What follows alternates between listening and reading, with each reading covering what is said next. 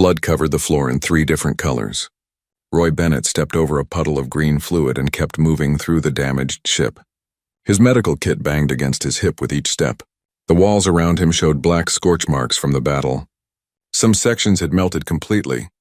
Through the holes he could see stars moving past as the ship limped toward safety. Someone screamed 2 rooms away. Roy changed direction and jogged toward the sound.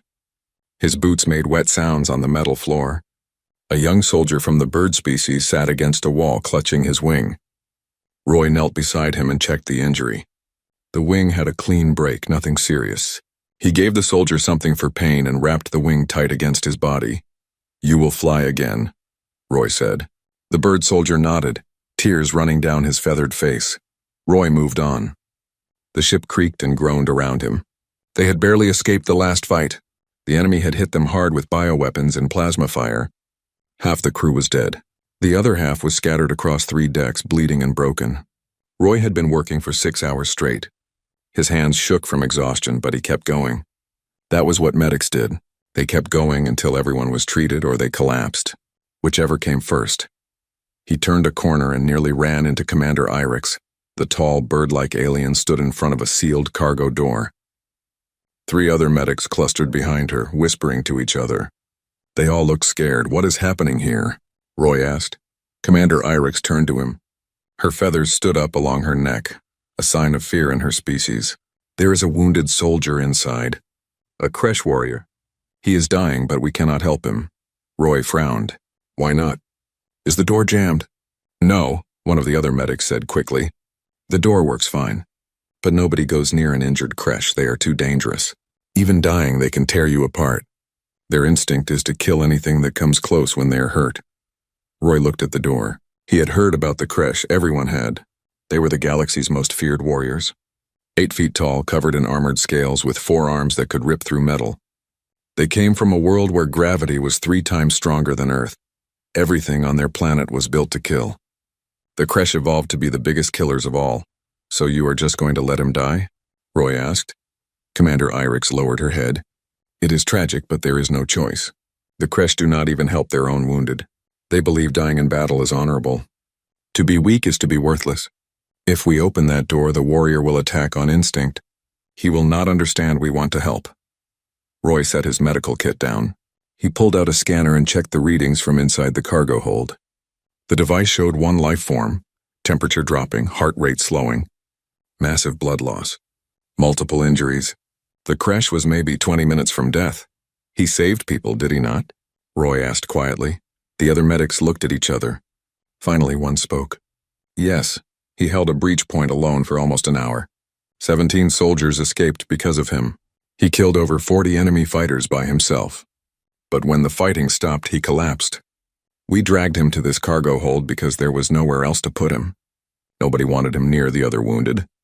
Roy picked up his kit. He walked toward the door. "What are you doing?" Commander Irix grabbed his arm.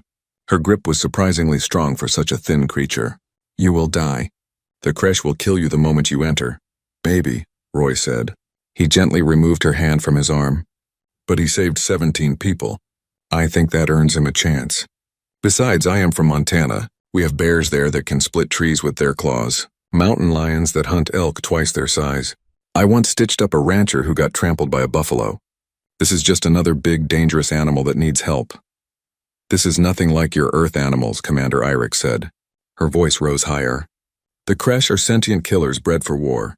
They feel no mercy. They know no fear. You are throwing your life away." Roy typed his access code into the door panel. The lock clicked open. "He is hurt and scared. Hurt and scared things just want the pain to stop. I can help with that." The other medics backed away from the door. Commander Irix made a sound like a bird crying. "I cannot order you to do this, but I cannot stop you either. The Coalition needs medics like you. Please reconsider." Roy smiled at her. It was a tired smile, but real. "I became a medic to help people. All people. Does not matter what they look like or where they come from. If they bleed, I patch them up. Simple as that." He opened the door and stepped inside. The heavy metal door slid shut behind him with a sound like a tomb closing. The cargo hold was dark except for emergency lights along the floor. They cast red shadows on everything. The air smelled like copper and something else, something alien and sharp. Roy heard breathing. Slow, wet, painful breathing. He pulled out his flashlight and turned it on. Two massive orange eyes opened in the darkness. They glowed like coals in a fire. A deep growl filled the room, so low Roy felt it in his chest. The sound promised violence and death. Roy swept his flashlight across the space. The beam found the Kresh warrior slumped against the far wall. He was huge, even sitting down. His forearms hung at his sides. Blue blood covered his chest and leaked from wounds on his legs. His scales, normally bright green, had faded to a dull gray. His mouth opened slightly, showing teeth designed to crush armor. The Kresh growled again, louder this time.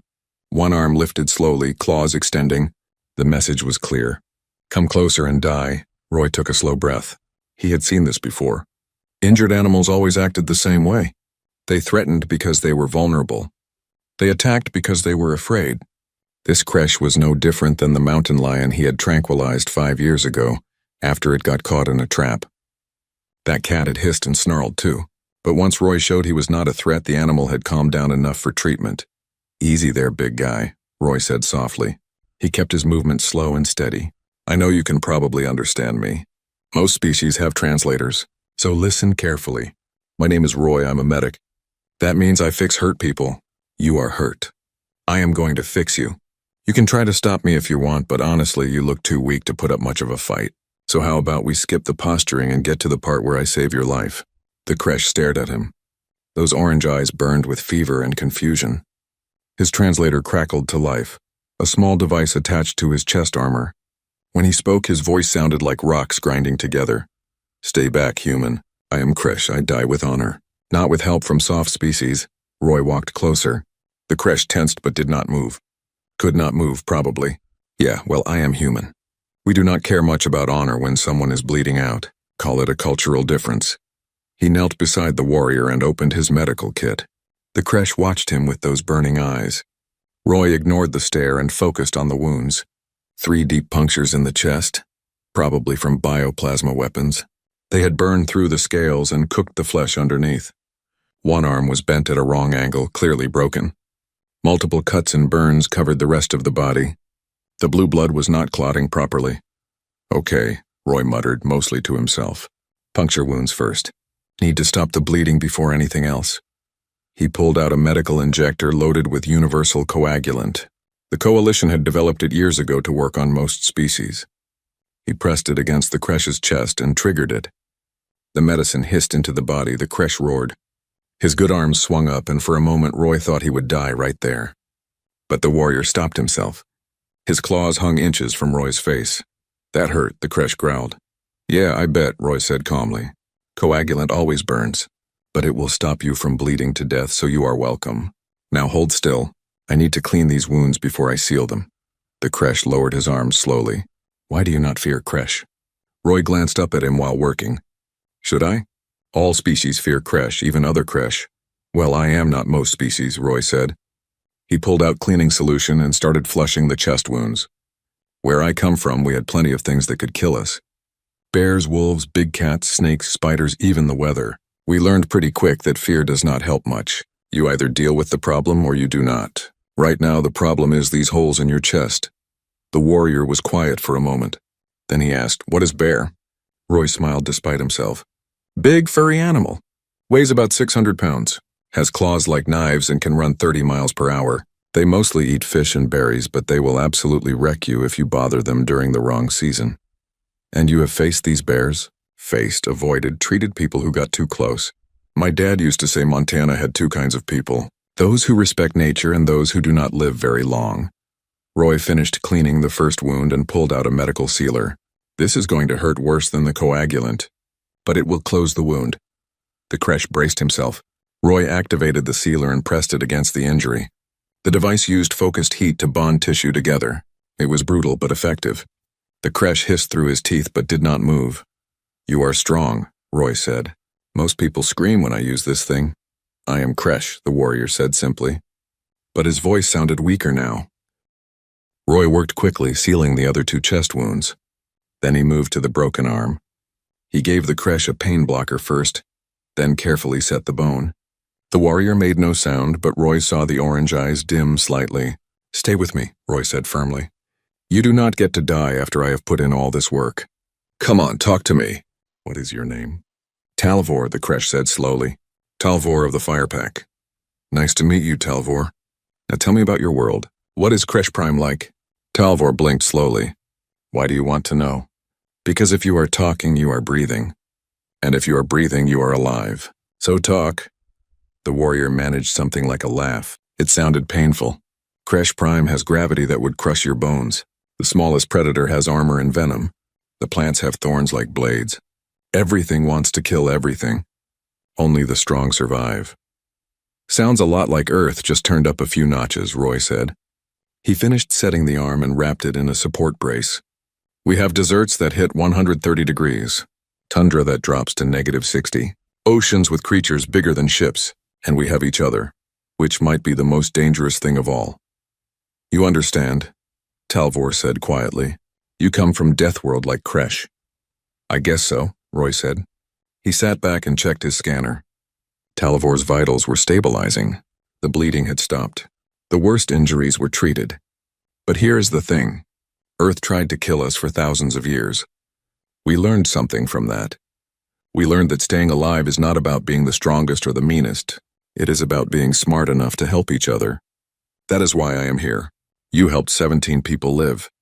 Now I am helping you live. That is how it works." Talvor stared at him for a long moment. Then very slowly he raised one massive hand and placed it gently on Roy's shoulder. The weight was enormous, but the touch was careful. "You have honor, Roy of Montana," the Kresh said. "More than most Kresh." Roy smiled. "I will take that as a compliment. Now let us get you to a proper medical bay before something else breaks." 2 hours crawled past like wounded soldiers. Roy sat on the cold floor of the cargo hold with his back against the wall. His medical kit lay open beside him, supplies scattered around. Talvor breathed more easily now, though each breath still came with a slight wheeze. The Kresh warrior had not moved much since Roy finished the emergency treatment. His 4 arms rested across his lap, the broken one held tight in its brace. Roy checked his scanner again. The readings looked better. Heart rate steady, temperature dropping back to normal. Blood pressure climbing out of the danger zone. The Kresh would live. Probably be in pain for weeks, but he would live. "Why do you keep checking that device?" Talvor asked. His voice sounded stronger now, less like gravel sliding down a cliff. "Making sure you are not dying," Roy said. "Your biology is different from mine. I know the basics, but I want to watch for complications." Talvor shifted slightly, his scales scraping against the metal wall. "You treated me without knowing if your medicine would work?" "The Coalition uses universal protocols. They work on most species. I took a calculated risk," Roy shrugged. "Besides, doing nothing was definitely going to kill you. Doing something gave you a chance." "Calculated risk," Talvor repeated slowly. "That is very human phrase, yes?" "I guess so. We use it a lot back home." Roy pulled out a water tube from his kit and took a drink. The liquid tasted like plastic and recycled air, but it was wet. "On Earth, everything is a calculated risk. Crossing the street, flying in planes, going into the mountains. We know the dangers exist, but we do them anyway because the alternative is never doing anything. Kresh do not think this way," Talvor said. "We see danger. We fight danger. We win or we die. There is no calculation. Only strength." Roy glanced at the massive warrior. Even injured and weak, Talvor looked like he could tear through a steel door. His muscles bulged under his scales. His claws could probably punch through Roy's chest without effort. But right now, sitting in a dark cargo hold, bleeding and broken, all that strength meant nothing. "How is that working out for you?" Roy asked, keeping his voice gentle. Talvor was quiet for a long moment. Then he made a sound that might have been a laugh or a cough. "Not well, human medic. Not well." Roy sealed his water tube and put it away. "Can I ask you something? Why do the Kresh not help their wounded? Commander Eirik said your people believe it is dishonorable." "It is truth," Talvor said. His orange eyes dimmed slightly. "Kresh Prime taught us weakness is death. If you cannot fight, you cannot survive. So wounded Kresh are left to die. It removes weakness from the pack. Makes us stronger. Does it, though?" Roy pulled his knees up and wrapped his arms around them. "Seems to me you are just wasting experience. A warrior who survives one battle knows more than a warrior who never fought. Even if he is hurt, he can teach.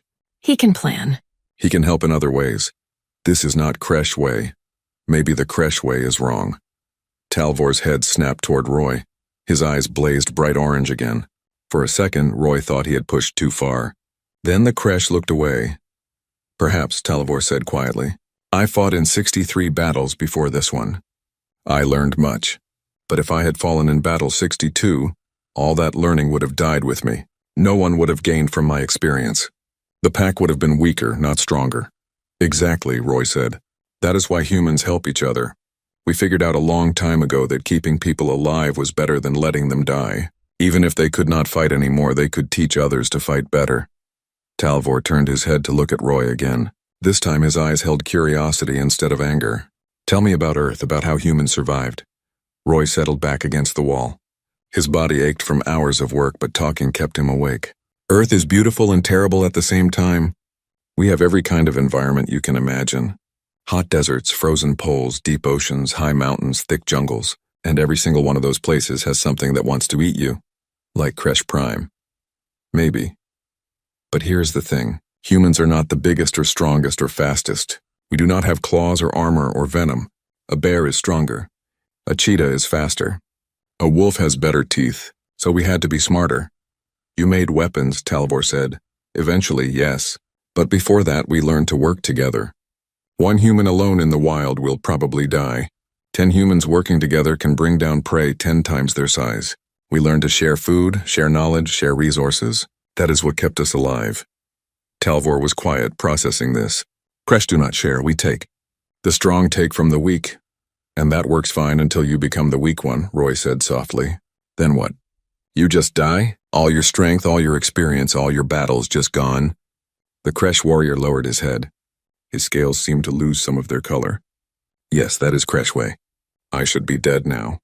By my own people's standards, I am already weak. Already worthless. Well, by human standards, you are a soldier who held a line so 17 people could escape. That makes you a hero. Roy stood up slowly, his joints popping. And heroes do not die in cargo holds if I have anything to say about it. He walked over to Talvor and checked the chest wounds. They were sealed properly, no signs of infection. The broken arm looked stable. The smaller cuts and burns would heal on their own. You need real medical equipment, Roy said. I did what I could with field supplies, but a proper medical bay would be better. Can you walk? Talvor tested his legs carefully. He pushed himself up with his 3 good arms. His body shook with the effort, but he managed to stand. He towered over Roy, even hunched over from pain. I can walk, Talvor said. Slowly. But I can walk. Good enough. Roy packed his medical kit and slung it over his shoulder. He walked to the cargo hold door and pressed the panel. The door slid open with a hiss. Commander Eirik stood on the other side, surrounded by a dozen other crew members. They all stared at Roy with wide eyes. Then they saw Talvor standing behind him, alive and moving, and several of them stepped back. Impossible, one of the medics whispered. Commander Eirik's feathers were flat against her body, a sign of shock. You survived. He did not kill you. Why would he kill me? Roy asked. I was helping him. Because he is Kresh, Commander Eirik said, her voice shaking. They kill when they are wounded. It is instinct. Everyone knows this. Roy glanced back at Talvor. The big warrior stood in the doorway, his orange eyes surveying the crowd. Several crew members had weapons drawn, pointed at him. Talvor noticed but did not react. Maybe everyone is wrong, Roy said. He walked forward, and the crowd parted around him like water around a stone. Talvor needs a medical bay. He needs proper treatment and recovery time. Who is going to help me get him there? Nobody moved. They all stared at the Kresh warrior like he was a bomb about to explode. Roy sighed. Fine, Talvor, follow me, walk slow. If you feel dizzy, tell me immediately. I will follow, Roy of Montana, Talvor said. He stepped out of the cargo hold, moving carefully. Each step looked painful, but he kept his head up. Pride, probably. Kresh did not show weakness. The crowd pulled back further. Some people ran away completely. Roy led Talvor through the corridors of the damaged ship. Behind them, he heard Commander Eirik giving orders. Clear a medical bay. Get Dr. Finn. Tell him we have a Kresh patient. Yes, I know it sounds insane. Just do it. The walk took 10 minutes. It should have taken 3, but Talvor moved slowly. Twice he stumbled, and Roy had to steady him. The second time, Talvor's weight nearly crushed Roy into the floor. But they made it. The medical bay was empty except for Dr. Finn, a gray-scaled reptile species with 6 arms. He stood beside a large surgical bed designed for bigger species. When he saw Talvor, all 6 arms began twitching nervously. "Get him on the bed," Dr. Finn said quickly. "I will need complete scans, blood work, tissue samples. I have never treated a creche before." "Neither had I," Roy said. He helped Talvor climb onto the bed. The creche lay back with a grunt of pain. "But the basics are the same. Stop the bleeding, stabilize the patient, treat the injuries." Dr. Finn's scanner arms began moving over Talvor's body, taking readings. "You sealed these wounds with a field kit?" "Impressive. Very impressive. The technique is crude but effective." "I was working in a dark cargo hold," Roy said. "Crude was all I had." Talvor's hand shot out and grabbed Roy's arm gently. "You will stay? While they treat me." Roy looked at the massive warrior. Those orange eyes held something Roy had not expected to see. Fear. Not fear of death or pain. Fear of being alone. "Yeah," Roy said. "I will stay. Someone needs to make sure these doctors do not mess up my good work." Dr. Finn made an offended chirping sound, but he did not argue. He continued scanning Talvor while Roy stood beside the bed. Commander Irix entered the medical bay, her feathers still flat with shock. "The High Command wants a report. They want to know how you survived treating a creche warrior." "I used medicine and common sense," Roy said. "Not much to report." "You do not understand," Commander Irix said. She moved closer, her voice dropping low. "What you did should have been impossible. The creche are the most dangerous warriors in the galaxy. Nobody treats them. Nobody even tries. But you walked into that cargo hold like you were treating a house pet." "He is not a pet," Roy said firmly. "He is a soldier who got hurt protecting others. That makes him worth saving." Talvor's grip on Roy's arm tightened slightly. Not hard enough to hurt, just enough to acknowledge the words. Commander Irix looked between the human and the creche. Something changed in her expression. Understanding, maybe, or the beginning of it. "The galaxy is going to hear about this," she said quietly. "A human medic treating a creche warrior. It will change things. I do not know how yet, but it will change things." Roy shrugged. "I just did my job. If that changes things, fine. If not, also fine. Either way, Talvor is alive. That is what matters." Dr. Finn's scanners beeped. "I have the results. The human's treatment was sufficient. With proper rest and medication, the creche will make a full recovery. Approximately 8 weeks. 8 weeks, Talvor repeated. Too long. My pack will think me dead. They will not wait." "Then they are idiots," Roy said bluntly. "You held a line alone for an hour. Killed 40 enemies, saved 17 soldiers. If your pack does not value that, find a better pack." Talvor stared at him. Then slowly the creche began to laugh. It was a deep rumbling sound that shook the medical bed. Dr. Finn jumped back in alarm, but Roy just smiled. "Humans are strange," Talvor said. "But I begin to understand why the galaxy fears you." "We are not scary," Roy said. "We just do not quit. Earth taught us that." "No," Talvor said, his orange eyes bright. "That is exactly why you are scary." 3 days passed like slow-moving clouds. The damaged ship docked at Firebase Meridian, a massive coalition station that hung in space like a metal moon. Roy spent most of those days sleeping, eating, and checking on Talvor. The creche warrior healed faster than any species Roy had ever seen. The chest wounds closed completely within 48 hours. The broken arm was already showing signs of bone fusion. Dr. Finn said it was normal for creche biology. Everything about them was built for survival. Roy walked through the station's corridors toward the medical wing. Other crew members stared at him as he passed. Word had spread quickly. The human who treated a creche. The medic who walked into certain death and walked back out. People whispered when they thought he could not hear. Some looked at him with respect. Others looked at him like he was crazy. Roy ignored them all. He entered the medical wing and found Talvor sitting up in bed, arguing with Dr. Finn in 3 different languages. The creche's translator struggled to keep up. "You are not ready for physical activity," Dr. Finn insisted. All 6 arms crossed over his chest. "I am creche," Talvor growled. "We do not lay in beds like weaklings." "You are a patient," Dr. Finn shot back. "And patients follow doctor's orders or they leave my medical bay." Roy cleared his throat. Both of them turned to look at him. Roy, Talvor said, his voice brightening. Tell this doctor I am well enough to walk. He is not well enough to walk, Dr. Finn said immediately. Roy walked to the bed and pulled out his scanner. He ran it over Talvor's body, checking the readings. Everything looked good. Better than good, actually. The Kresh's natural healing was remarkable. He can walk, Roy said, but nothing strenuous. No fighting. No heavy lifting. Just walking. Dr. Finn's scales flushed dark purple, a sign of frustration. You are both impossible. Talvor swung his legs off the bed, all four arms working to push himself upright. He stood slowly, testing his weight. The broken arm still hung in its brace, but the other three moved freely. Where do you want to walk? Roy asked.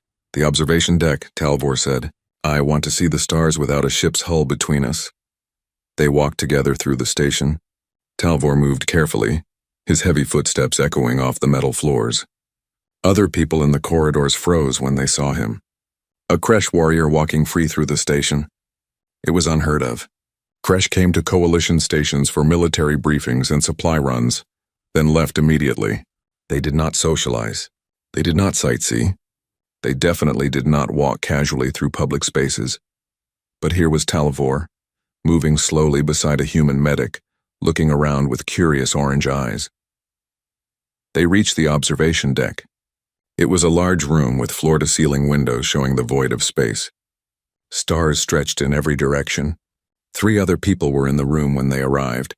All 3 took one look at Talvor and quickly left. They fear me, Talvor said quietly. Yes, Roy agreed. There was no point lying about it. Does that bother you? Should it? Roy walked to the window and looked out at the stars. They have never met a Kresh before, probably. All they know are the stories. Giant warriors from a death world who fight alone and never retreat. That would scare most people. Talvor joined him at the window. His reflection showed in the glass a massive scaled figure next to a much smaller human. And you? What do you see when you look at me? Roy thought about it. I see someone who held a line so others could escape. Someone who was hurt and let me help him. Someone who is trying to heal. He glanced up at the Kresh. Mostly I see a patient who needs to stop pushing himself so hard. Talvor's mouth opened, showing his sharp teeth. It took Roy a moment to realize the Kresh was smiling. You are strange, Roy of Montana. All humans are strange. We get that a lot. Roy pointed out the window. Which star is Kresh Prime? Talvor's eyes scanned the void. After a moment, he raised one clawed finger and pointed. There, the red giant in the lower quadrant.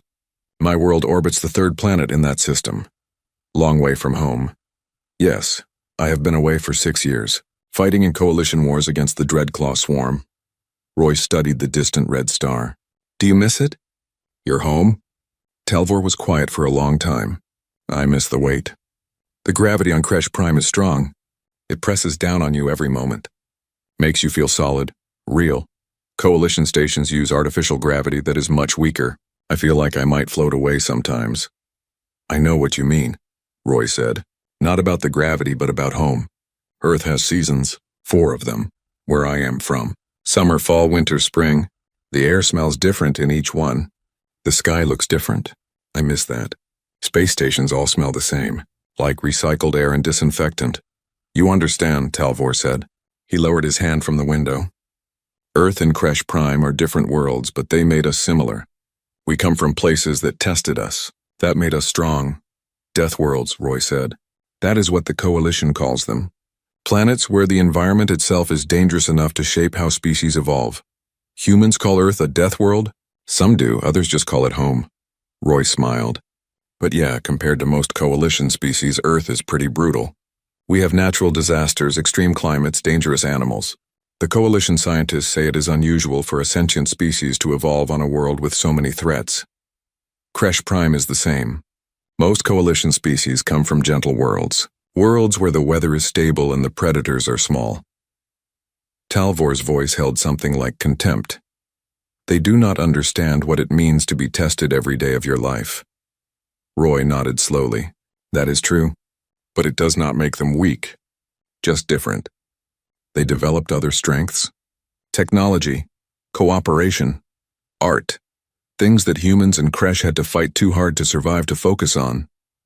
Talvor tilted his massive head. You defend the soft species? I defend everyone, Roy said simply. That is my job. But I also think the soft species have value. They invented most of the medical technology I use. They designed these stations. They created the coalition that lets different species work together. That takes a different kind of strength. Talvor looked back out at the stars. You make me think, human medic. The Kresh do not value thinking as much as fighting. But perhaps that is another mistake we make. Before Roy could respond, the door to the observation deck slid open. Commander Irix entered, her feathers smoothed down in a formal pattern. Behind her walked another figure, tall and crystalline, catching the light from the stars. Medic Bennett, Commander Irix said. Admiral Thorne wishes to speak with you. The crystalline figure stepped forward. Admiral Thorne looked like a sculpture made of colored glass. Light refracted through his body, casting rainbow patterns on the floor. When he spoke, his voice sounded like wind chimes. Medic Roy Bennett, I have been reviewing reports of your actions aboard the Steadfast Alliance. The Admiral's crystalline eyes fixed on Roy. You treated a Kresh warrior under combat conditions and survived. How did you accomplish this? Roy shrugged. I used standard medical procedures. Stopped the bleeding. Stabilized the patient. Treated the injuries. That is not what I asked. Admiral Thorne moved closer. I asked how you survived. Kresh warriors kill anything that approaches them when wounded. This is documented behavior. Yet you walked into a sealed cargo hold with no weapons and no backup. Why did the Kresh not kill you? Roy glanced at Talvor. The big warrior stood silent, watching the exchange. Because he did not want to die, Roy said. And I made it clear I was there to help, not hurt. That should not have mattered. Wounded Kresh act on instinct, not reason. Maybe your reports are wrong, Roy said. His voice stayed calm but firm. Or maybe the Kresh are more reasonable than people give them credit for. Talvor made a rumbling sound deep in his chest. It might have been agreement. Admiral Thorne's crystalline body shifted colors, flowing from blue to purple to green. The Kresh Dominion has contacted us. They want to know more about the human who saved one of their warriors. This is unprecedented. The Kresh do not normally care what happens to their wounded. They should, Roy said. Every wounded warrior who recovers is a warrior who can fight again. Basic math. Basic math, Admiral Thorne repeated. His colors settled on a deep blue. You humans see everything so simply. Life or death, help or do not help, fight or surrender. Is there a middle option I am missing? Roy asked. Commander Irix made a sound that might have been a laugh. She quickly covered her beak with her wing. Admiral Thorne's colors shifted to purple again. The Kresh Dominion wants to send representatives to meet with you. They want to understand human methods. This could change coalition relations with the Kresh. Do you understand the political implications? No, Roy said honestly. I am a medic, not a politician. I fixed a hurt soldier. If that causes political changes, you can deal with that part. I will stick to medicine. For a long moment, Admiral Thorne simply stared at Roy. Then his colors shifted to a warm gold. You are exactly what the report said. Infuriatingly simple and remarkably effective. He turned to face Talvor. And you, warrior? What do you think of this human? Talvor drew himself up to his full height. Even injured, he was an imposing figure. I think Roy Bennett has more honor than most Kresh. He did not hesitate. He did not fear. He saw a warrior in need and acted. This is strength of a different kind. A strength the Kresh do not understand. High praise from a Kresh, Admiral Thorne said. His colors flickered between several shades. Very well. Medic Bennett, you are assigned to integrated medical operations. You will train other medics in your techniques. The Coalition wants more personnel capable of treating Kresh warriors. I can do that, Roy said. But I need to warn you. My techniques are not special. I just treated him like any other patient. The hard part is not being afraid. That is exactly what we need to teach, Admiral Thorne said. Fear is what prevents cooperation. If we can teach other species to overcome their fear of the Kresh, we can build stronger alliances. Talvor spoke up. And if Kresh can learn to accept help, we become stronger too. Not weaker, as we always believed. Admiral Thorne's colors brightened. Yes, exactly. This is what the Coalition needs. Species learning from each other. Humans teaching courage. Kresh learning cooperation. He turned toward the door. Commander Irix, arrange meetings with the Kresh representatives.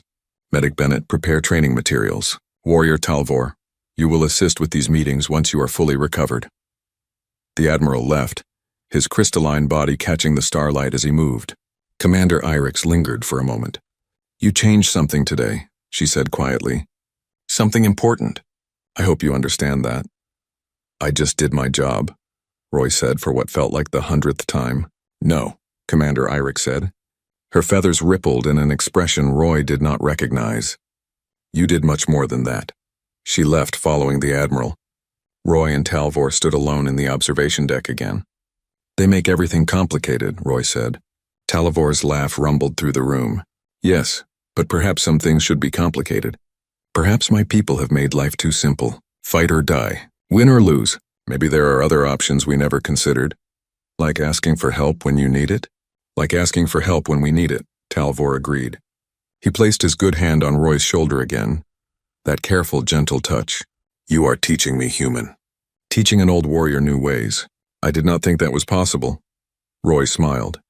Everything is possible. You just have to be stubborn enough to try. The training room smelled like sweat and cleaning solution. Roy stood in front of 20 medics from different species. Bird-like avirans, scaled reptiles, insectoid beings with multiple eyes, even 2 other humans. They all looked nervous. In the corner of the room, Talvor sat on a reinforced bench watching. His broken arm was out of its brace now, healing well. Dr. Finn said the bone had fused completely. Crash biology was remarkable.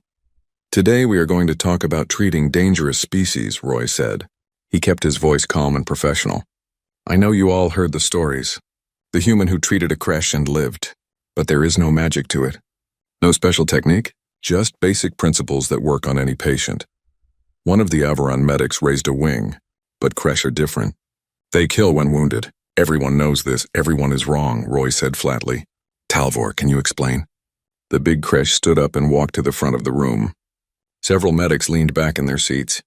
Talvor noticed but did not comment. Crash do not kill healers, Talvor said, his translator turning his growls into words. We kill threats. If you approach with weapons, we defend ourselves. If you approach with fear, we sense weakness and attack. But if you approach with confidence and purpose, we understand. Roy approached me with purpose. He made it clear he was there to help. So I did not kill him. But you were dying, another medic said. Your judgment must have been impaired. My judgment was perfect, Talvor rumbled. I knew I would die without help. When help arrived, I took it. This is not complicated, Roy nodded. Exactly. Now let us go through the steps I used. First, I assessed the situation from outside. I used my scanner to check vital signs and injury severity. This told me I had about 20 minutes before he would die from blood loss. That gave me a timeline. He pulled up a holographic display showing Talvor's injuries from that day. The medics leaned forward, studying the images. Second, I entered slowly and announced my presence. I did not sneak. I did not hesitate. I walked in like I belonged there and explained what I was going to do. This is important. Wounded animals, wounded sentience, they are scared and confused. If you act scared, they react to that fear. If you act confident, they calm down. That is too simple. One of the insectoid medics clicked. There must be more to it. There is not, Roy said. Fear is contagious. Calm is also contagious. You choose which one you spread. I chose calm. He walked to the holographic display and pointed at the chest wounds. Third, I prioritized injuries. Bleeding first, broken bones second, minor injuries last. This is standard triage, but it is even more important with dangerous species. The faster you work, the less time they spend in pain. Less pain means less aggression. Talvor nodded. When Roy stopped my bleeding, the pain decreased. My mind cleared. I could think instead of just react. Roy continued through the treatment steps, explaining each decision. The medics asked questions. Some were good questions about medical techniques. Others were questions about fear management. Roy answered them all honestly. But what if the patient attacks anyway? An Aviran medic asked. What if they do not respond to calm behavior? Then you leave, Roy said simply. You cannot help someone who will not let you help them. But most of the time, if you show you are not a threat, they will give you a chance. Animals in the wild do this all the time. They assess threats constantly. If you are not acting like a predator, they do not treat you like one. One of the human medics, a woman named Lisa from Singapore, spoke up. This reminds me of when I worked with wildlife rescue on Earth. We had the same principles. Calm, confident, purposeful. It worked on everything from birds to crocodiles. Exactly, Roy said. The principles are universal because fear is universal. Every species understands fear. Every species can sense when someone else is afraid. So do not be afraid, or at least do not show it. But Kresh are sentient. The insectoid medic clicked again. They are not animals. Talvor's orange eyes brightened. We are both. Sentient and animal. Thinking and instinct. The Coalition forgets this. You see us as either one or the other. But we are always both. Humans understand this. They are the same way. Roy smiled. He is right. Humans evolved from animals. We still have animal instincts. Fear, anger, hunger, pain. But we also have higher thinking. The trick is balancing both. Using your thinking brain to manage your animal brain. He pulled up another holographic display. This one showed statistics. The Coalition has records of 478 cases where medics encountered wounded Kresh. Of those, 461 medics refused to treat them.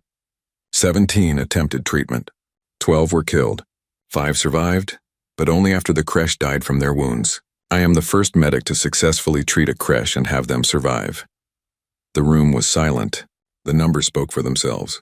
Those 12 medics who died, Roy continued. I reviewed their reports.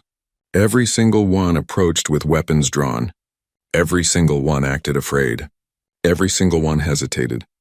They expected to be attacked, so they were attacked. It became a self-fulfilling prophecy. So you are saying, Lisa said slowly, that the key to treating dangerous species is not better equipment or stronger sedatives. It is better emotional control. Yes, Roy said. Better emotional control in the medic. If you are calm, the patient calms down. If you are confident, the patient trusts you. If you are competent, the patient survives. Everything else is secondary. Talvor stepped forward. I will help demonstrate. Any medic here may examine my healed wounds. Check Roy's work. See how human medicine saved a Kresh life. The medics hesitated. Then Lisa stood up. She walked to Talvor slowly, her scanner in hand. May I? She asked. Yes, Talvor said. He stood perfectly still while she scanned him. Lisa's scanner beeped and displayed results. The wounds healed cleanly. No infection. Bone fusion is complete. Tissue regeneration is excellent. She looked up at Talvor. You are healthy. Because Roy did not let fear stop him from doing his job, Talvor said. One by one, the other medics came forward. They scanned Talvor, examining the healed injuries. The big Kresh warrior stood patient and calm, letting them work. By the end, all 20 medics had touched him, scanned him, verified his recovery. None of them had died. None of them had even been threatened. Roy watched this with satisfaction. You all just did something the Coalition said was impossible. You examined a Kresh warrior up close, and nothing bad happened. Why? Because you were not afraid. Well, you were afraid, but you did not let fear control you. That is the lesson. The training session continued for another hour. Roy demonstrated treatment techniques on volunteer patients from different species. Talvor answered questions about Kresh biology and psychology. The medics slowly relaxed, their initial fear fading into professional curiosity. When the session ended, several medics thanked Roy personally. Lisa stayed behind after the others left. That was brilliant, she said.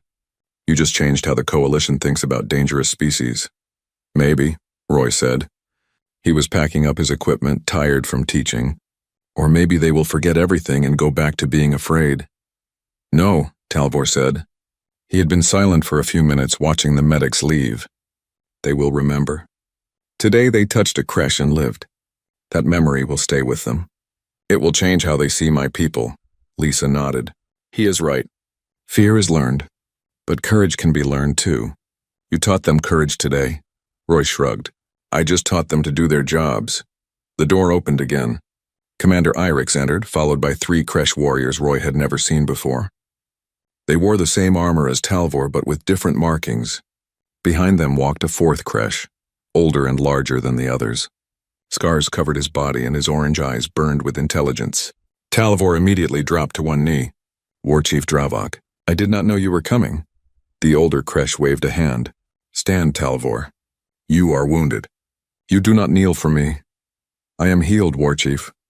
Because of this human. Dravok's eyes fixed on Roy. You are Roy Bennett, the medic who saved my warrior. Roy nodded slowly. Yes, I am Roy Bennett. Dravok stepped closer. He was even bigger than Talvor. his muscles like coiled steel under his scales. The Kresh Dominion does not understand what you did. We do not understand why you did it. Explain yourself, human. Lisa tensed beside Roy, but he stayed calm. I am a medic. Talvor was wounded. I treated him. There is nothing to explain. Kresh do not help wounded warriors. This is our way. By helping Talvor, you violated our traditions. You showed him weakness. I showed him medicine, Roy corrected. And if your traditions say to let good warriors die, then your traditions are stupid. The three younger Kresh warriors hissed. Their hands moved toward their weapons. Talvor stood up quickly, putting himself between Roy and the other Kresh. But War Chief Drevok laughed. It was a deep, booming sound that filled the training room. Stupid, you call Kresh traditions stupid. No one has dared say that to my face in 50 years. Then you have been surrounding yourself with yes men for 50 years, Roy said. His heart was pounding, but he kept his voice steady. Sir, with respect, any tradition that wastes resources is a bad tradition. Talvor is a skilled warrior. He held a line alone for an hour. He saved 17 lives. Letting him die would have been a waste. So I did not let him die. Simple as that. Drevok stared at him for a long moment. Then he turned to Talvor. This human has no fear. Does he have no sense either? He has both, War Chief, Talvor said. But he has something else. Something we Kresh have forgotten. He has compassion. And compassion made him strong enough to enter a room with a dying Kresh warrior. Compassion is weakness. Is it? Talvor gestured to his healed body. I am alive because of compassion. I can fight again because of compassion. I can serve the Dominion because of compassion. How is that weakness? War Chief Drevok was silent. His orange eyes moved between Talvor and Roy. Finally, he spoke again. The Dominion sent me to investigate, to determine if human methods have value for Kresh warriors. I did not believe they would. I thought this was a waste of time. He paused. I was wrong. The three younger warriors looked shocked. War Chief Drevok continued. Humans come from a death world like ours, but they learned different lessons. They learned to help each other instead of leaving the weak to die. And because of that, they are stronger than they should be. They survive things that should kill them. They accomplish things that should be impossible. He looked directly at Roy. You saved Talvor because you did not know it was impossible. That is very human. Roy smiled slightly. I am starting to hear that a lot. The Kresh Dominion will send warriors to train with human medics, Drevok announced. We will learn your methods. We will test whether compassion truly makes us stronger. And if it does, we will change our traditions. He placed a massive hand on Talvor's shoulder. This warrior will lead the program. He has experienced human medicine. He understands its value. Talvor's orange eyes blazed bright. I am honored, War Chief. Drevok nodded. Then he did something Roy did not expect. The War Chief extended his hand toward Roy, palm up, a Kresh gesture of respect between equals. Roy reached out and placed his hand in the Kresh's palm. Drevok's hand could have crushed his bones, but the grip was gentle. You have changed the Kresh, human medic, Drevok said quietly. For better or worse, we will not know for years. But you have changed us. That takes courage most beings do not have. I just did my job, Roy said one more time. Drevok's mouth opened, showing sharp teeth. A Kresh smile. Yes, that is exactly why it worked. Alarms screamed through Firebase Meridian like wounded animals. Roy grabbed his medical kit and ran toward the deployment bay. Around him, soldiers rushed in the same direction. The station shook from distant explosions. Something big was happening. He reached the deployment bay and found chaos. Hundreds of soldiers gathered around transport ships.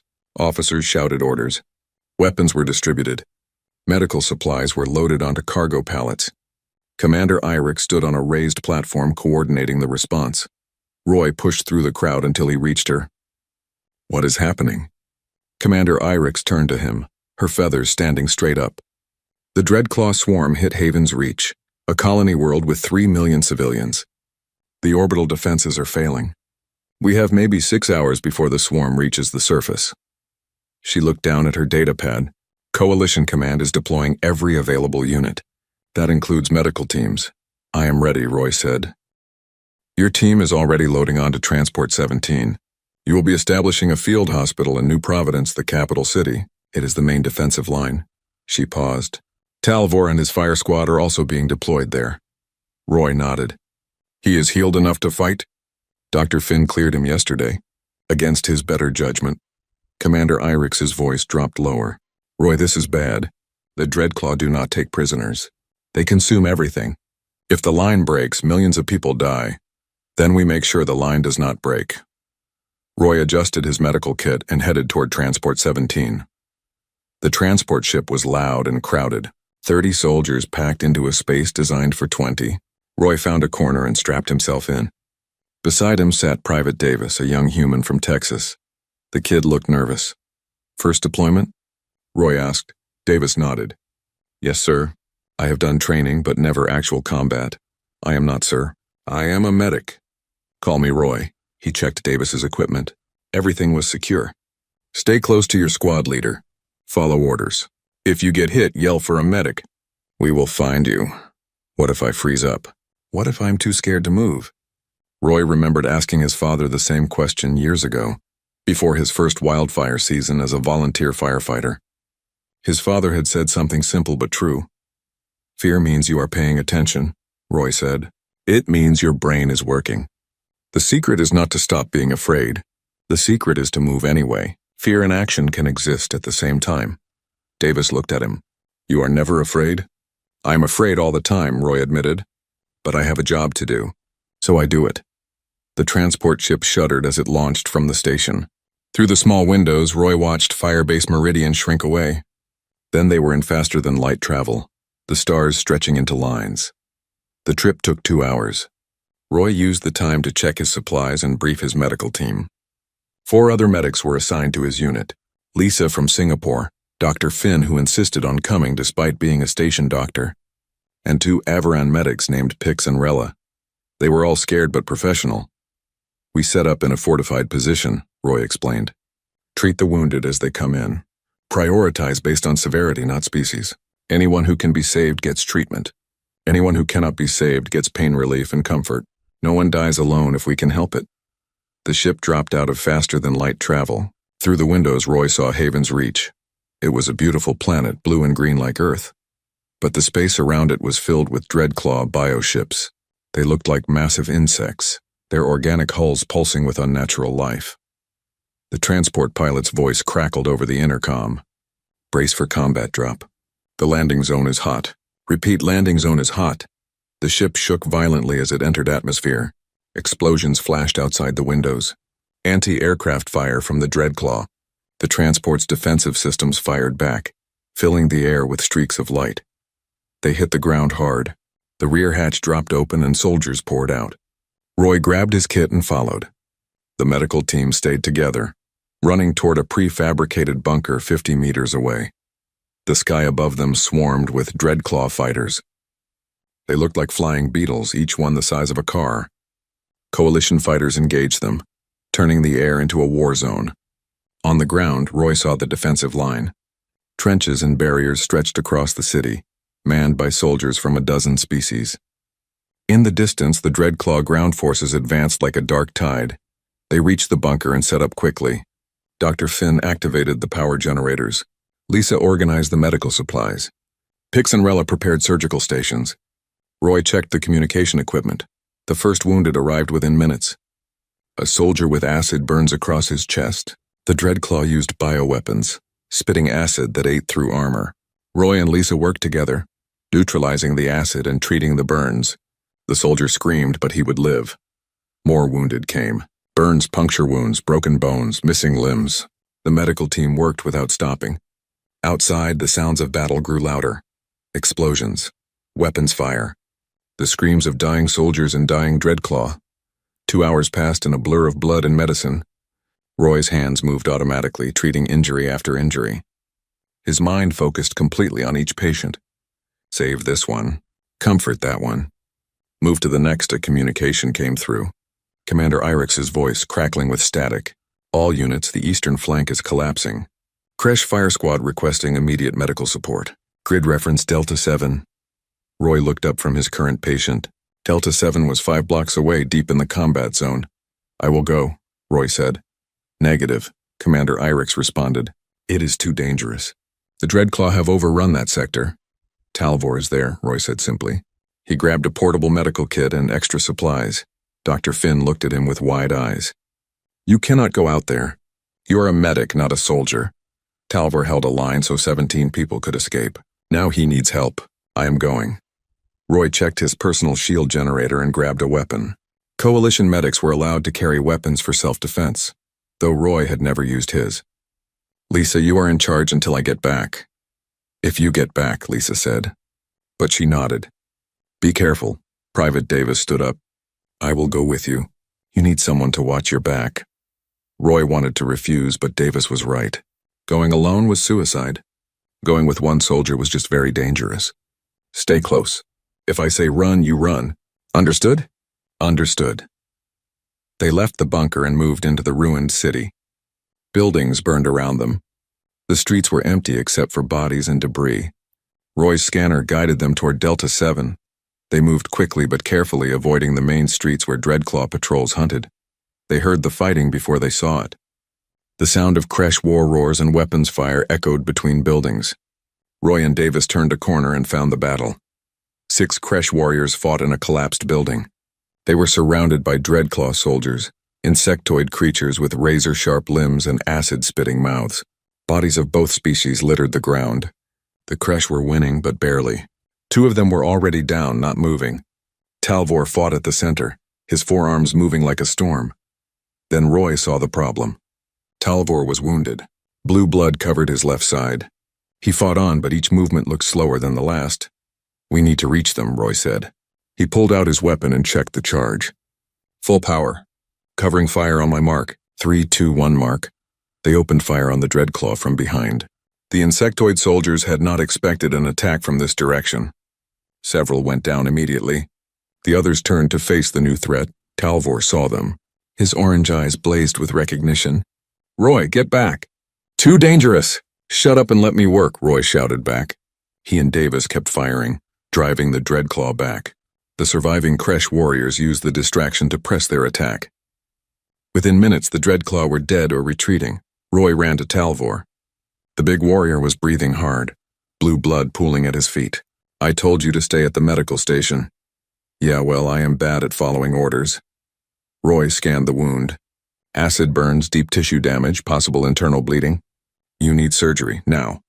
No time, Talvor growled. More Dreadclaw coming. We must hold this position. You cannot hold anything if you are dead. Roy pulled out his medical supplies.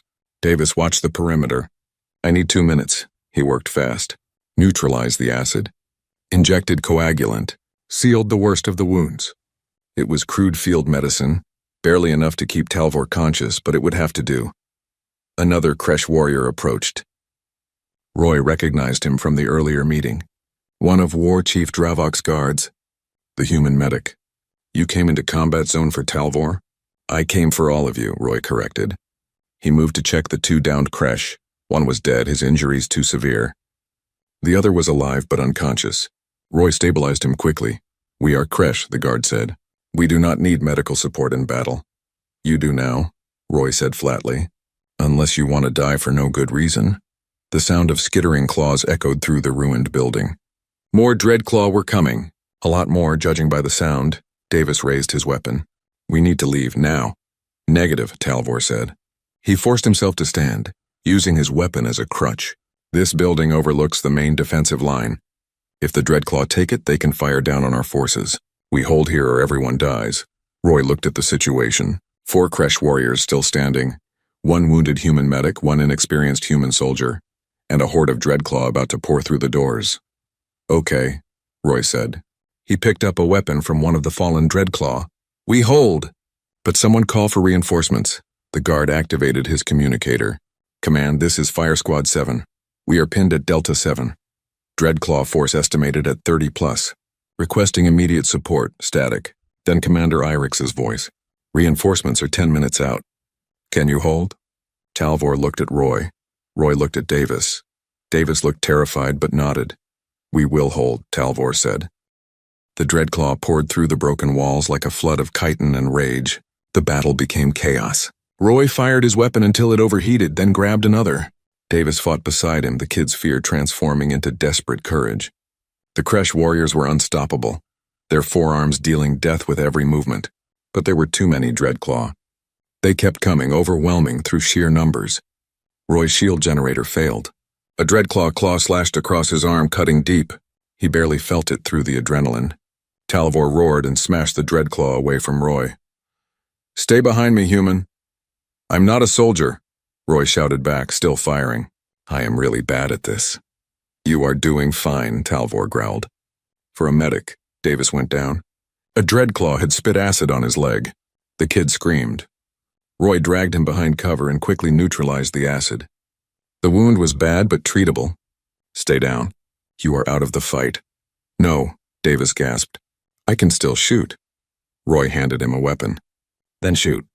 But stay in cover." A Kresh warrior fell. Then another. There were only 3 left standing now. Talvor the guard and 1 other. Roy was out of ammunition. Davis was wounded. The dreadclaw kept coming. This was it. They were going to die here. Then the ceiling exploded. Kresh dropships punched through the roof of the building, their armored hulls crushing dreadclaw beneath them. Dozens of fresh Kresh warriors poured out, roaring their war cry. War Chief Dravok leaped from the lead ship, his massive form crushing 2 dreadclaw on landing. "Talvor, report." "Holding, War Chief," Talvor said, swaying on his feet. Barely. The battle turned. Fresh Kresh warriors and the arrival of coalition reinforcements drove the dreadclaw back. Within 5 minutes, the building was secure. Roy collapsed against a wall, exhausted. His arm bled steadily, but he ignored it. He needed to check on Davis first. The kid's leg was worse than he thought. He would need surgery. "Lisa," Roy said into his communicator. "I have a priority casualty. Sending coordinates." "Acknowledged," Lisa's voice came back. "Extraction team coming your way." Talvor limped over and sat beside Roy. They were both covered in blood, some of it theirs, most of it not. "You are insane, human," Talvor said. "Coming into combat for me." "Yeah, probably," Roy agreed. His hands were shaking now that the fighting was over. "But I was not going to let you die. Not after all the work I put into healing you the first time." Talvor laughed. Then he placed his hand on Roy's shoulder, that now familiar gentle touch. "You saved my fire squad, all of us. We would have died without you." War Chief Dravok approached. He looked down at Roy with those burning orange eyes. The human medic fights like Kresh, poorly but with courage. "I am a terrible fighter," Roy admitted. "I am much better at fixing people than hurting them." "That is why you are valuable," Dravok said. "The Coalition has many fighters, few healers brave enough to walk into battle for their patients." He raised his voice so all nearby soldiers could hear. "The Kresh Dominion declares Roy Bennett a friend of the Kresh people. Any warrior who harms him answers to me personally." The Kresh warriors roared their approval. The sound echoed through the ruined building. Roy just wanted to sleep. But he had work to do. Davis needed surgery. Talvor needed proper treatment. And judging by the ongoing sounds of battle outside, this fight was far from over. He pushed himself to his feet. "Come on! Let us get you all patched up again." Talvor stood beside him. "Again and again if necessary." "That is what friends do, yes?" "Yeah," Roy said. He smiled despite the pain and exhaustion. "That is what friends do." The medical cruiser Sanctuary smelled like antiseptic and hope. Roy woke up in a clean bed with white sheets and no alarm screaming. For a moment he forgot where he was. Then the memories came back. The battle. The dreadclaw. Davis going down. Talvor wounded again. He sat up too quickly and his arm protested. Someone had bandaged it properly. Neat white wrapping from elbow to wrist. His head felt fuzzy from pain medication. "You should rest," a familiar voice said. Dr. Finn sat in a chair beside the bed, his 6 arms folded across his chest. "You lost significant blood. You need recovery time." "How long was I out?" 16 hours. The battle for Haven's Reach ended 6 hours ago. The Coalition won. The Dreadclaw were pushed back. Dr. Finn leaned forward. "You and Private Davis were extracted from the combat zone and brought here for treatment. I performed surgery on both of you, Davis." Roy asked immediately. "We'll keep his leg. The acid damage was severe, but I repaired it. He will walk again, though he may have a limp." Dr. Finn's scale shifted to a lighter color. "You saved him. If you had not neutralized that acid immediately, he would have lost the limb." Roy relaxed slightly. "And Talvor?" "The Kresh warrior is fine. His people heal remarkably fast. He is already out of bed and causing trouble." Dr. Finn made a sound like a sigh. "You humans and Kresh are very similar. Neither of you understand the concept of bed rest. The door opened. Lisa entered carrying a data pad. She smiled when she saw Roy awake.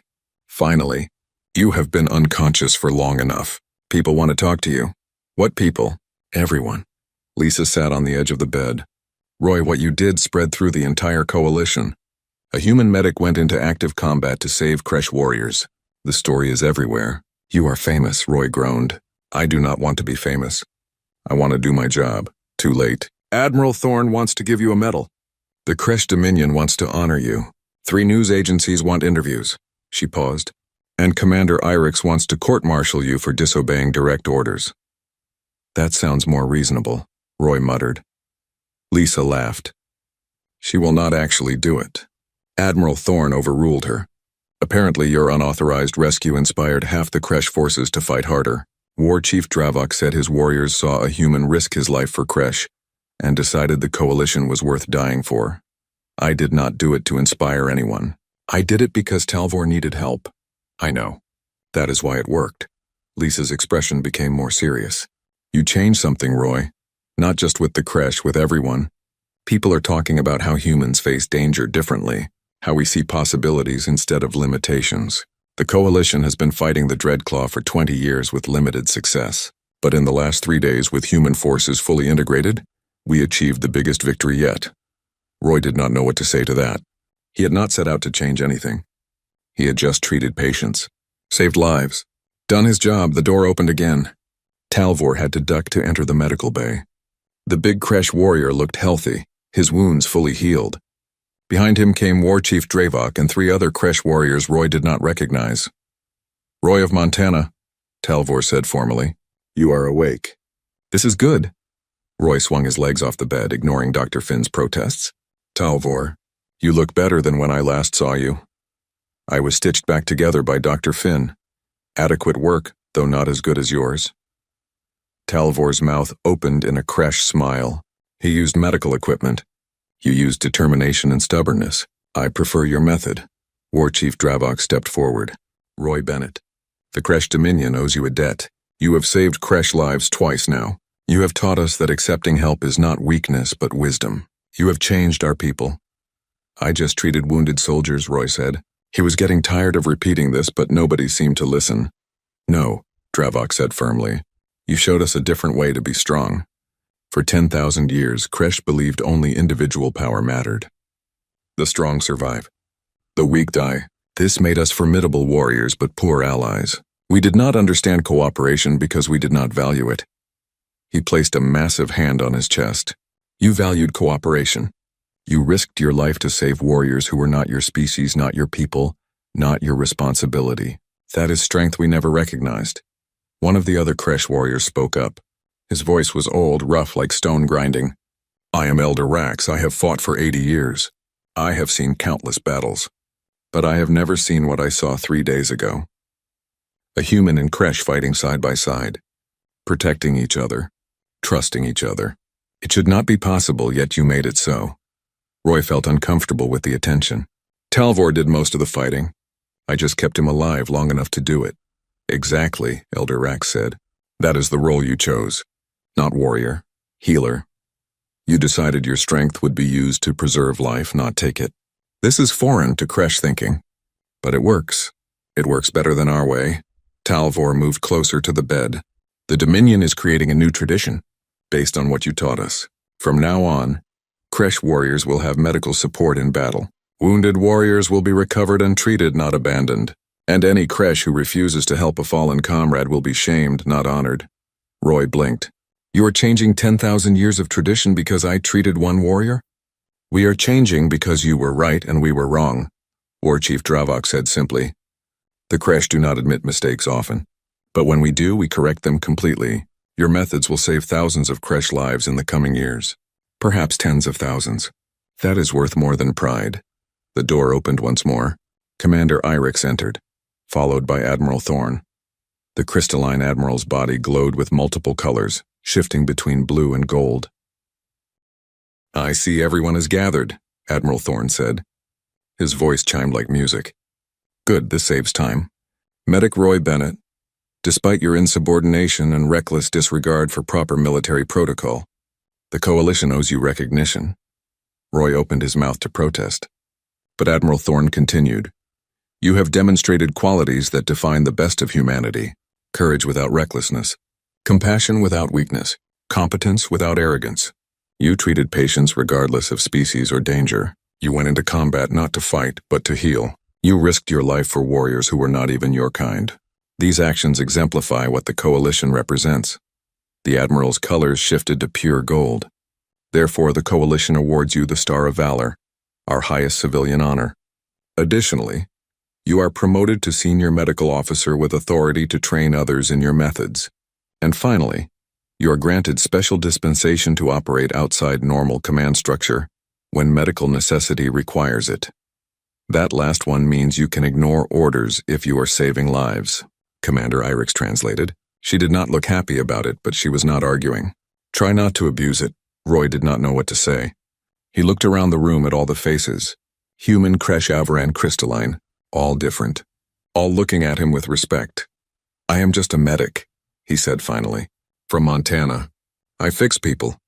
That is all I know how to do. That is why you are valuable, Admiral Thorne said.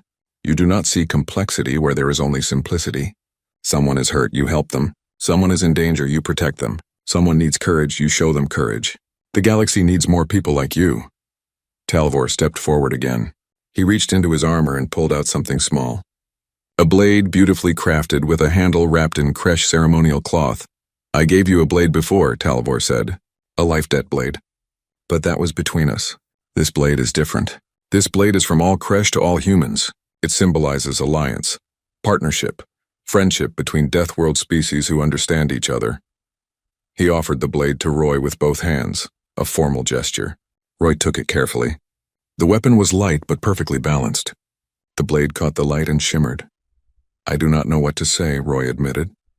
Say you will continue to be yourself, Talvor rumbled. Say you will continue to see patients instead of species. Continue to see problems instead of impossibilities. Continue to walk into danger when others need you. That is all we ask. Roy looked at the blade, then at Talvor. I can do that. That is who I am. We know, Talvor said. His orange eyes burned bright. That is why we trust you. Over the next weeks, things changed. Roy returned to Firebase Meridian and resumed training medics. But now his classes were full. Medics from every Coalition species wanted to learn human methods. The techniques that let someone treat dangerous patients without fear. The principles that valued life above tradition. Lisa became his assistant instructor. Together, they taught hundreds of medics the simple truth. Fear could be managed, controlled, used as a tool instead of a barrier. They demonstrated techniques on volunteer patients, including several Kresh warriors who specifically requested to be teaching aides. Private Davis recovered from his injuries. He kept the limp Dr. Finn predicted, but he did not care. He told everyone who would listen about the day he fought beside a medic who was braver than most soldiers. Roy tried to shut him up, but eventually gave up. Davis was going to tell his story whether Roy liked it or not. The Kresh Dominion followed through on their promise. They established medical corps within their military. Human medics volunteered to train Kresh medics. It was awkward at first. Kresh were not natural healers. But they learned. Slowly, stubbornly, in very Kresh fashion, they learned. Talvor split his time between Kresh space and Coalition space.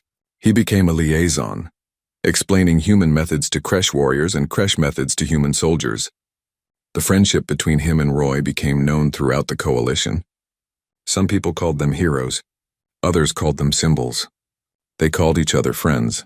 6 months after Haven's Reach, Roy received new orders. He was being transferred to a new ship, the Frontier's Hope. A mixed-species crew heading to the frontier regions where the Dreadclaw threat was strongest. They needed experienced medics who were not afraid of danger. On his last day at Firebase Meridian, Roy packed his equipment in his quarters. Someone knocked on the door. Come in, Roy called. Talvor entered, ducking through the doorway. I heard you were leaving. New assignment. Frontier duty, I know. I requested transfer to the same ship. My request was approved. Roy looked up from his packing. You are coming with me? Of course. Talvor's expression was difficult to read, but his voice was warm. You are my friend. Friends do not separate unless they must. And you need someone to protect you. You are terrible at combat, Roy laughed. Yeah, I really am. Talvor helped him pack. The Kresh warrior was surprisingly gentle with equipment, his massive hands careful with delicate instruments. They worked in comfortable silence for a while. Do you ever regret it? Talvor asked suddenly. Walking into that cargo hold 6 months ago? Your life would be simpler if you had not. Roy thought about it. His life had definitely gotten more complicated. Fame, responsibility, expectations. But he also thought about the lives saved. The changes made. The friendships formed. No, he said finally. No regrets. You needed help, I gave it. Everything else that happened was just consequences. And the consequences turned out okay. More than okay, Talvor said. You changed the galaxy, Roy of Montana. You taught the Kresh to value life. You taught the Coalition to value courage. You taught everyone that different species can trust each other completely. These are not small things. I just did my job, Roy said. But this time he smiled. He knew nobody believed him when he said that. Maybe that was okay. Let people think he was a hero, as long as he knew the truth. He was just a medic from Montana who treated patients. All patients. No matter how big or scary or dangerous they seemed. The Frontier's Hope launched 2 days later. Roy stood in the medical bay organizing supplies. His team was excellent. 4 human medics, 3 Kresh medics, 2 Avaran medics, and Dr. Finn, who had somehow gotten himself assigned to the ship. The medical bay was state-of-the-art, with equipment for treating every known species. The ship's intercom crackled.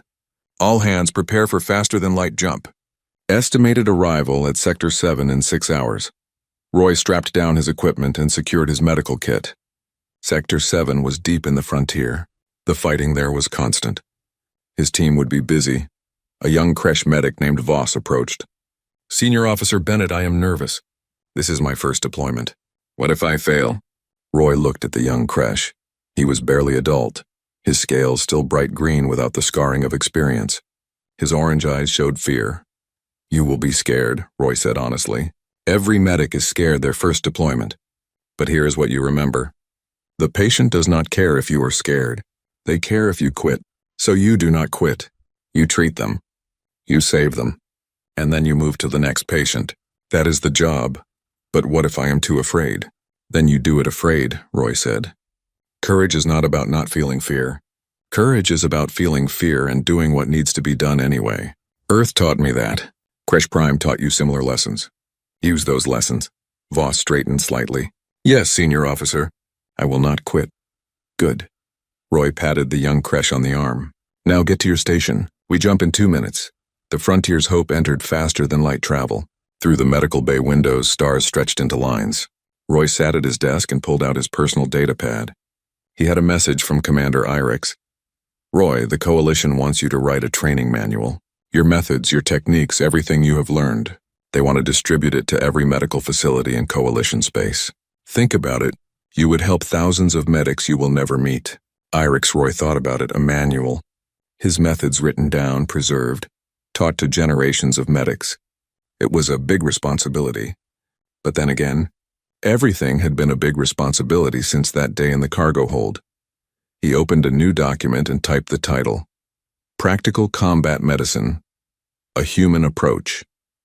Then he started writing. The first lesson was simple, the foundation of everything he believed.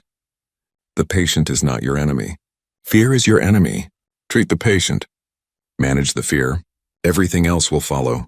Talvor entered the medical bay. He had been assigned as security officer for the medical team, protecting the healers so they could do their work. He looked at Roy's datapad. You are writing a book? A manual? Teaching others what we learned. Talvor nodded approvingly. Good. Knowledge should be shared. It makes everyone stronger. Very human thing to say, Roy pointed out. I learned from the best, Talvor rumbled. He sat in a reinforced chair beside Roy's desk. We have 6 hours until we reach Sector 7. Tell me more Earth stories. About Montana. About your father. About the bears and mountains and stubborn humans who refuse to quit. Roy smiled and closed his datapad. The manual could wait. Right now his friend wanted to talk. And talking with friends was important too. All right, Roy said. Did I ever tell you about the time my dad got treed by a female grizzly with cubs?